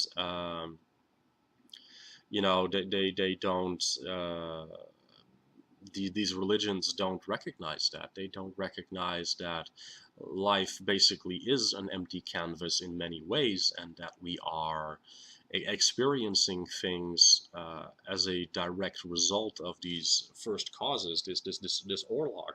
I mean, I think I have outlined it before, like how my universal structure looks, from what I have seen and experienced in my shamanic work. But basically, the divine creator itself, or the ultimate supreme godhead, it is not a sky father.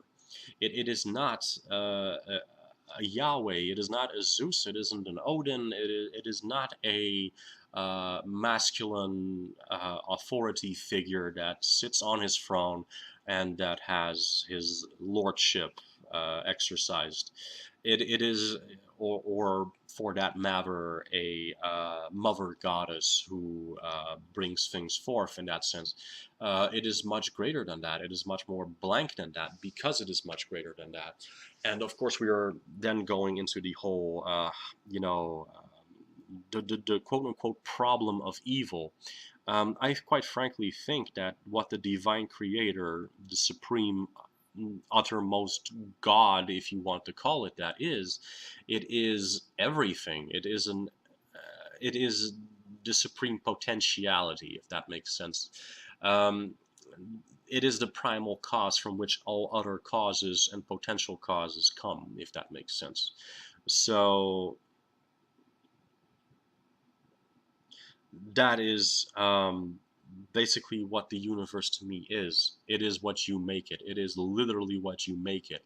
And the way I see a soul, as I discussed earlier, there are multiple layers of our existence. We have our physical body, which is inhabited by our spirit, and our spirit is, well, kind of the spiritual self that inhabits this body, which will be quote unquote set free once we die in this physical body. And yeah, you can choose to remain a spirit. That does not necessarily mean that you remain earthbound. I have a lot of spirits working with me and for me that are basically just discarnate human beings who just chose to stick around, and that is their choice. That is what they wanted. I would say in many ways that a lot of gods, like Morrigan, I've talked about her before. She was said to be a human at one point, and basically that means that she is a discarnate spirit that chose to stick around, or was chosen to stick around, maybe, as a deity. And so to me, that is oftentimes what gods are.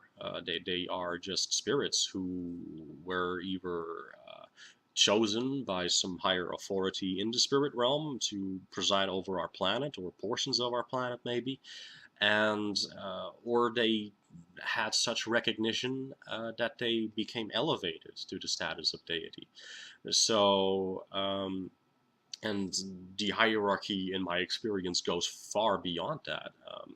Like I very firmly believe that the gods that inhabit our planet,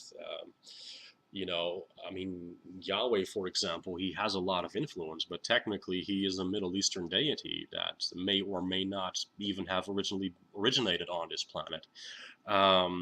If you adhere to, for example, the thought that Yahweh is a Sumerian deity, for example, because there are people who believe that, and I'm not going to speak out one way or another what I believe about this, but because that's not really essential to this video, because I am actually getting to a point here, but give it a second. Um, so I mean, this little hierarchy that we have built for ourselves, it is. Um, it comes in stages, and I do very strongly believe that purpose is in many ways created by us. And a lot of people find that idea scary, and I have to admit that for the longest time I did too, because I came from a Christian mindset. I came from a Christian mindset that told me that God has a plan, and that plan that God has is good, and that plan that God has been fixed and predetermined, and you are living according to it. Uh, or in some denominations, they say you have free will, but if you don't use it, you're gonna get destroyed. So what's the fucking point of having that free will, you know? But hey, because that's ultimately what it comes down to. I don't care how much you argue against it. That is ultimately what it comes down to. Even if you tell me that right here and right now I am allowed to live the consequences of my free will, down the line you're going to destroy me and or punish me in some way, shape, or form for it anyway. Therefore, because you are that higher, that much above me, um, you are ultimately already taken away my free will. Now, that is to me very different from someone who gets slighted by an equal, for example, and then, meets out retribution or justice, as I have done the latter with someone that has attacked my best friend, who I quite frankly owe a lot to. So, that to me was, you are trying to take something away from me that I hold dear. They did nothing to you. I am meting out justice to you. That is a different cause and effect dynamic, simply due to the sheer power balance that exists there. We are both people, because that person that did that is a human being. And although they did utilize deities in their attacks. So but of course I have my own gods that I work with, so that is fortunate. But that power dynamic exists very differently compared to someone that is a supposedly supreme creator, because that is what Yahweh, of course, claims to be, who then says, "Oh, you're all my little sandbox, and you're little puppets in the sandbox, and if you do not act according to my will, I'm going to punish you anyway, but I'm going to give you the illusion of free will," because that's essentially what it comes down to. So no matter which of the two paths you take, if you say that everything is preordained, then you are most certainly a puppet. Now, if you say it is free will and you are allowed to move within the framework I have set for you, you are still limiting someone by saying that if you don't obey me, I am going to destroy you ultimately anyway, or I'm just going to punish you for all eternity. So you are basically forcing people into a certain mindset. And this is where I do definitely see, where people find the idea of working with demonic beings appealing, where they are being told by these beings that they have, you know, this ultimate freedom where they can do whatever the fuck they want, basically. And now, of course, I'm somewhere in the middle ground. Now, as I mentioned earlier in one of my videos, I consider myself more of a middle path person, where I recognize that there's things above me that I quite frankly am at this point in time no match for. uh, but at the same time, I also acknowledge my own divinity and my own true free will and right to choose, and by extension, the right to defend myself, or to, punish someone who severely tries to, fuck me over for their own selfish motivations. Or because they have some perceived slight that is lingering in their mind. And this is, of course, a very complicated dynamic that exists. And to move a little further up, make no illusion. This happens amongst gods. We see this in mythologies everywhere. the Aesir and Vanir War, to stick with our own tradition here for a second. It is a mythology, but I very strongly suspect that this was at one time a thing. In fact, I'm pretty convinced of it, actually, that they at one time waged war upon another in some way, shape, or form, or were at odds or conflict. So, I mean, you, for example, also see this in the Greek mythologies, where the gods are at conflict with one another. So, I mean, you see this in a lot of different stories the world over, a lot of myths the world over, which, in many cases are based on some sort of modicum of reality. So, it differs, of course, from mythology to mythology, from myth to myth, from place to place. But the point is hopefully clear.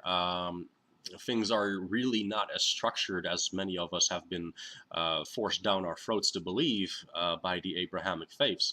And even in the Abrahamic faiths, you see that there is conflict and that there is a conflict of interest. The whole story of Lucifer or Satan or whatever you want to call him. And the irony here, of course, is that in this dichotomy in this story, that you see that Satan actually has very fair points to make against Yahweh. But, of course, if you're a Christian, you're going to flip your shit and defend your God. And I understand that because I was at one point a fanatic enough that I literally went from door to door with my Bible in my hand, in my suit and tie, and preached to people. So I understand it.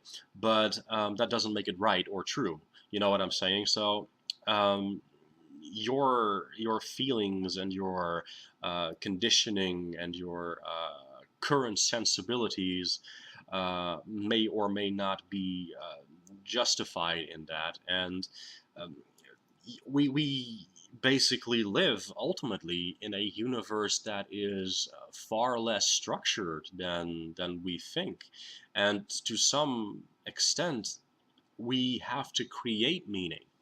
We have to create some sort of meaning for ourselves. And I'm not saying that life is meaningless, but that is the beauty of it. You know what I'm saying? Life is not meaningless by the fact that we have no meaning crammed down our throats. And here again, I say that this is the one of the ultimate crimes of the Abrahamic religions. Um, Meaning is supposed to be a malleable thing, just like everything else is supposed to be shapeable. We are creators, and that is actually where the beauty should be, not the burden. Actually, let me rephrase that. That is where both the beauty and the burden should be, because the burden will have us think about our actions, and the beauty should be there as well, that we are not powerless puppets that are controlled by everything else. Now, of course, weird dictates that we are to some degree, limited in what we can do, so long as we are restrained by weird in that sense. Um, as long as that effect and that cause maybe itself is still in existence, because there are some things that we just can't change. I mean, for example, we can't change who our parents are. We can, however, change the way we look at the experiences we've had with these parents. We can, change the way we perceive traumas. And this is a very difficult thing to grasp because there needs to be a very fine line, a very healthy balance, excuse me. That is what I'm trying to say. A very healthy balance between realizing that sometimes the things that happen to us, they are not our fault necessarily. They are created perhaps by the actions of others. But we at the same time also have the power, and I would in some way to, it may sound harsh in some situations, but we also have the responsibility to look at things in a certain light and to change our perspective on it and how we react to it. And I am not gonna lie, I mean, abuse, for example, is a horrible thing. It is a messed up thing, for example, to use abuse as an example. And it is not your fault. You did not choose to get abused. That is the end point, case closed, period. Um, but at the same time, your life should ultimately um, be created and forged in such a way that you can live it fully and happily, despite or in spite of the damage that has been done. And healing should be invested time in. And I do speak from experience. Now, I mean, I wasn't like sexually abused by my parents or anything, but I did have a lot of emotional abuse from my mother in particular. To illustrate, my dad eventually left my mom after 23, I believe, something thereabouts years of marriage. And I didn't speak to him for years because I blamed him. But I found out that after I broke free from all that mental abuse and emotional manipulation, that he was suicidal for pretty much 20 years. Roughly, give or take, and that's why he ultimately left when I was in my mid to late teens. And I myself bore a lot of the abuse as well, but I didn't know any better, of course, because it's what I was used to. So once I finally left that situation, I started realizing, hey, this is a lot of damage that has been done here. And I see this reflected back to me as a sort of verification that this is indeed not just my perception of things in my own father. So that is you know, something that I kind of want to say. Like, we are creators of our own reality in that sense, and that is another essence to Berkano. And something that can be taken in a very scary way. Like, oh, there is no, there is no fixed purpose to existence. Then why are we here? Well, we are here for a lot of reasons, and the reasons are as many as that you give them. And of course, I enjoy philosophy myself. I really enjoy philosophy and engaging in like philosophical debates and mindsets and stuff like that. So to me, this is not really scary or new, but I did have a time period in my life after I came out of Christianity. Oh, so if Yahweh isn't, the ultimate God, or Jehovah, as I refer to him at that point, um, although I could kind of argue for a case where I could see Jehovah and Yahweh being aspects of each other, maybe different deities even. But that is a whole different ballgame in and of itself. Um, but yeah, at that point in time, I was very much convinced that life had no purpose if Yahweh wasn't God, and that is, of course, what He wants. He wants you to, have that attachment, have that fatherly, bond, because He'll look after you and He'll make sure that your life has purpose. But His religion doesn't make sense, and if it isn't true, it isn't true. That's the ultimate joke here. It plays on emotions and promises that couldn't possibly be real in the grand scheme of things. And that is the sickening part. That is another crime that Christianity, of course, has diluted the world with, or polluted the world with, excuse me, not diluted. That is a different meaning to that. But it is a very strong spiritual pollution in my mind, and people are so obsessed with this idea of I need a fixed meaning to my existence and a fixed meaning to my world. And I say I have come to the point where I'm just like, no, I want to create my own existence. I want to be able to say I am the divinity of my own life.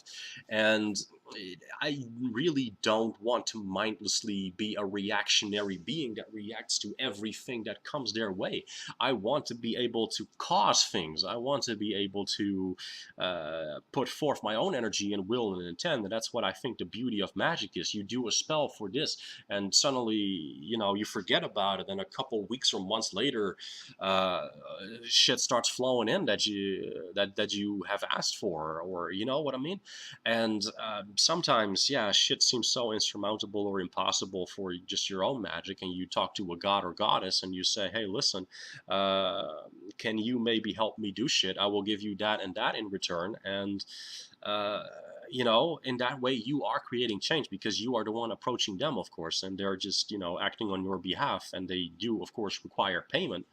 And think there's nothing wrong with that. I mean, for example, I have helped people for free, even strangers. Make no mistake about that. But traditionally, shamans were reimbursed for their services somehow.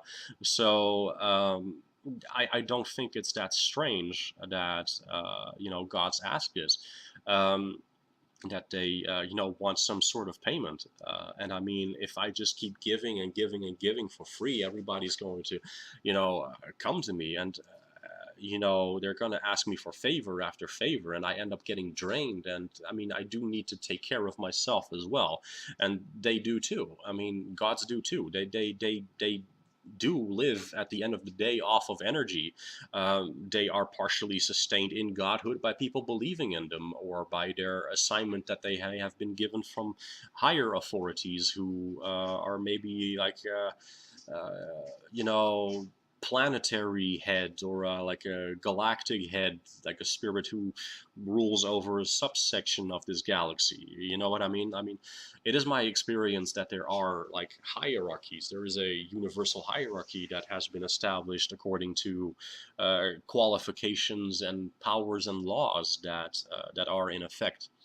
That is why, for example, in my Excarnating the Lamb series, I have you write this, blurb, this contract for the Yahweh denunciation, for the Abrahamic Christian denunciation specifically, where it says that I am under universal law only, and I am addressing this contract to the powers that be, capitalized. And the powers that be is simply meant to refer to these higher universal beings that have the authority to approve a spiritual contract that says piss off with the Christian contract. Because Yahweh, even though he has a lot of influence, again, A, he may not even necessarily be from this planet, and B, even if he was, and even if he is one of the strongest deities on this planet, which, in my opinion, unfortunately, he is because of the sheer amount of followers that he has. But hey, I'm also a little bit of a rebel, and,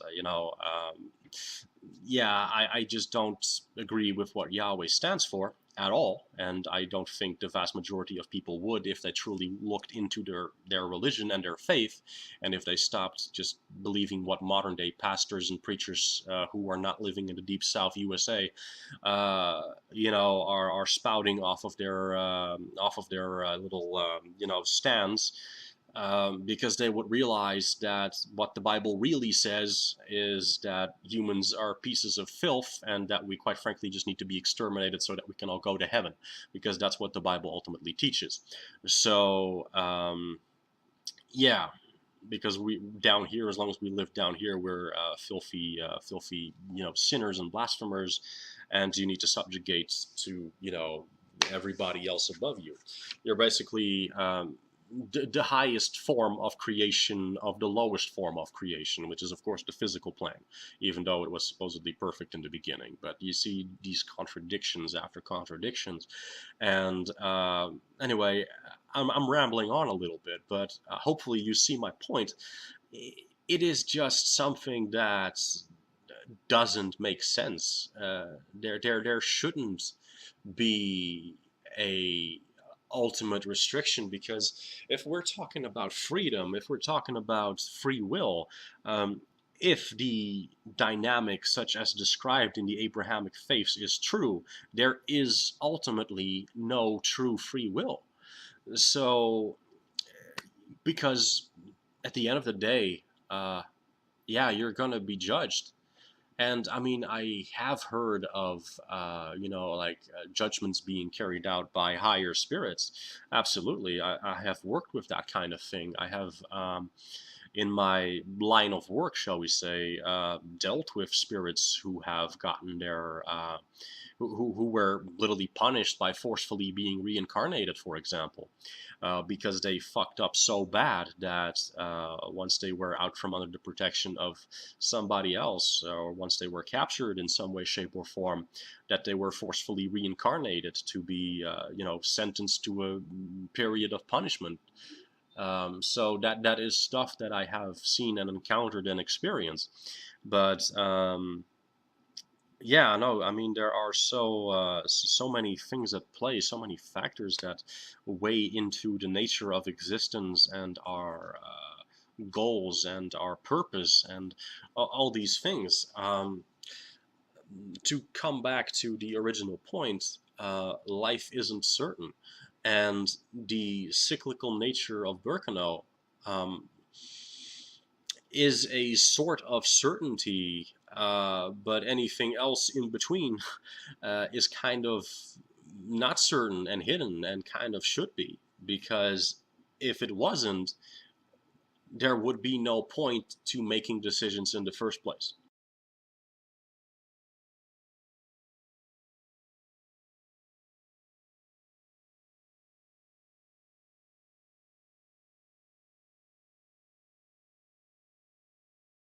And so, lastly, we come to Berkano Reverse, and we are going to start with the divination meaning of Berkano in general.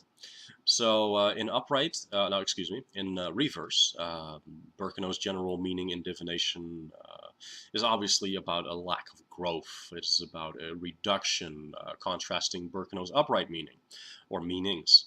Berkano in reverse may indicate a loss of business, a loss of wealth, a food shortage, maybe as a result of a lack of wealth. So it's an indirect result or consequence. Um, a lack of loss, a lack of romance, a loss of romance or a relationship, a friendship, a loss of or reduction in a positive reputation that you may have built. You know, it may indicate an overall bad time to start new ventures, new activities. It is also advised that you recuperate, that you reorganize, that you take time out for a little bit, and that you just um, analyze the situation, that you sit back, that you start working internally a little bit more rather than externally exerting one's will. That you improve and increase your dedication, maybe even after you sat down and reflected upon things, of course. The particular thing that you were inquiring about needs to be analyzed thoroughly, is what I'm saying, basically. It needs to be dealt with in a more passive, cautious manner, perhaps. Berkano may also indicate a lack of fertility, a lack of sexuality, a lack of sexual and or romantic gratification. That there may be something that is keeping you from that there may be something that is withholding that kind of satisfaction. It may indicate deceit, manipulation, unhealthy relations, family issues. It may indicate a lack or loss of control, an increase in anxiety, other negative issues arising in either personal, romantic, interpersonal relations. Your plans and ideas that you have, been inquiring about through this reading may not be as foolproof or ideal or ultimately to your benefit, even as you may have originally thought and expected them to be. They require re-examination. So Berkano in reversed is very much about either decline or just a warning or a caution in many ways. So Berkano reverse, an example thereof. It may show up in a situation where there is a lot of stress, where there is a lot of anxiety. If you inquire about this particular situation through a rune cast and you then see Berkano in the challenge rune, this could indicate that a lot of the situation starts with you, like it's an internal thing, like a mental problem you may have, or an emotional problem you may have. You may be hindering yourself, shooting yourself in the foot. You are to re-examine your own internal thought patterns, your own behaviors, your own emotions and perceptions, adjust them accordingly, and this will then go a long way to assist you in improving the situation. So, Berkano in a reverse spiritual meaning, Berkano reverse, a spiritual meaning that I would apply to it. It represents weakness, really. It represents decline, withering, a loss of motivation, loss of positive emotions, a negative change in your outlook on the situation, in life in general, maybe. It indicates that it is actually just time for you to sit back, to reflect, to turn things around for the better, to try to work through the pain. So Berkano in reverse is basically saying there's a lot of shit on your path. There's a lot of stuff that you're needing to work on internally, maybe externally, that you then exert it outward once you have done that reflection, once you have taken your quiet time. Um, Berkano reverse always comes before Berkano upright is basically what I'm saying, because you will utilize the energies of Berkano reverse in order to transmute it, in order to achieve that Berkano upright, that regeneration, that rejuvenation, the new fresh start of the cycle. So it may even mean that in order for you to do that, there may need to be a symbolic death, as we have discussed, to end the situation entirely, because it no longer serves us. It is stimulating us to let go of a particular toxic situation, perhaps. Or, alternatively, it may mean that you may need to hold on for dear life and do everything in your power to remedy that which is going south in this particular situation or scenario. Because it may be that the situation itself is just a cancer growth in a figurative sense, perhaps, in an otherwise positive situation. But in that case, it would usually be something that you or someone else has allowed to grow, where there should otherwise not have been this, or would not have been this, had you taken active steps to prevent or remedy the thing as it was still in its infancy, or in the process of building. So Berkano in reverse also means the trauma, mentally, spiritually, maybe even physically, something we have not yet fully come to terms with.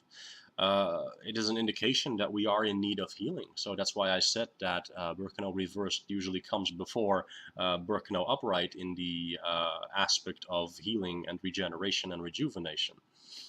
Um, so we are to work, to help heal these wounds, these scars, these traumas, recognizing that they are there, to honor them, to give them a place, and then to work through them. But to also provide them healing and positive nurturing to overcome them,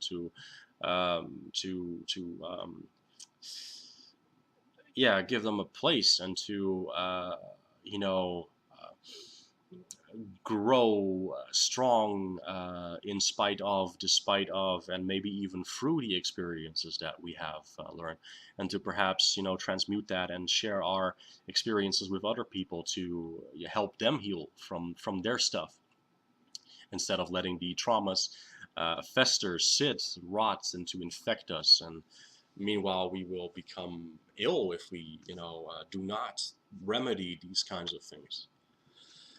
So that's why it's ultimately so important that we utilize these energies in a in a spiritual sense, in a mental sense, in a physical sense even, because traumas and damage and all this stuff, it all has like effect on our physical body, of course. They say as above so below, as within so without, and that works the other way around as well, of course, because your spirit is also affected by negative stuff that you experience in the physical, and that you then let fester and rot, and that kind of like damages your spirit in a certain way as well. So it works both ways, people. So it's it is all connected, and that is basically what Berkano is telling us. It is, everything is a cycle, everything is a interconnective, interactive process. So that pretty much sums up my meditations and findings and experiences, both personally and from the essence of the rune itself. Regarding Berkano, sometimes, of course, also called Bjarkan or Bjork or Berkanan, but I call it Berkano.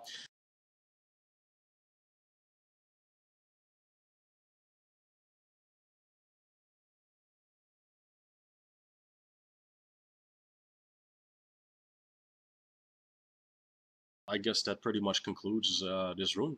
And next time we will be discussing Awaz, as mentioned, the rune of momentum, the horse rune, as mentioned, being a rune that deals with speed, with you know things picking up the pace, a bond, trust, friendship, in a way also fidelity, of course, because that is part of a bond, part of trust, part of partnerships like that. And it is a very interesting rune that I often actually feel doesn't really quite get as much recognition and understanding as a lot of other runes do. So, but yeah, it is a very interesting rune, and I actually very much look forward to meditating on it, experiencing things related to it. And well, again, I have mentioned it repeatedly. I did promise the gods, Odin in particular, that I would finish this series before the the 1st of January. So Awaz is hopefully going to assist with the speeding up of me pumping out these videos for a little bit, because I pumped out a lot of them over the summer break that I was on, but yeah, it's in the past month it's been due to other obligations been a little slow again, so um, yeah. I hope that I will be able to finish this for you in a couple days. Actually, maybe by the end of the week I'll have it up. But no promises or guarantees really. But I will see definitely what I can do. Um, so thank you all so much for watching. As always, I actually greatly enjoyed making and recording this video, as I think you can tell. So yeah, I also love recording the other videos, by the way, that I uploaded a couple days ago. Some general notes is I actually do plan on following up with the servitors. I do find it a very enjoyable, fun thing in Magic. Like I said, I like creating things as an artist as well. So servitors are kind of a little bit of an interesting pet project of mine, shall we say. So I think I'll be uploading a 102 video sometime soon, and a lot of other stuff that I will be discussing. In fact, I have for this month somewhere some research that I have planned for vampiric magic, actually. Because I think that's a very interesting sub branch of magical practices, magical disciplines. Um, I have not worked with that kind of magic a whole lot before, but I am, as I said, going to be studying arduously on the topic, on the matter, and then make a make a brief, well, not a brief, but a hopefully informative video on this. I mean, let's face it, my videos are rarely, if ever, really brief. So anyway, thank you all so much for watching, like I said, and I hope to see you next time on Awaz, the Rune of Momentum. Hail.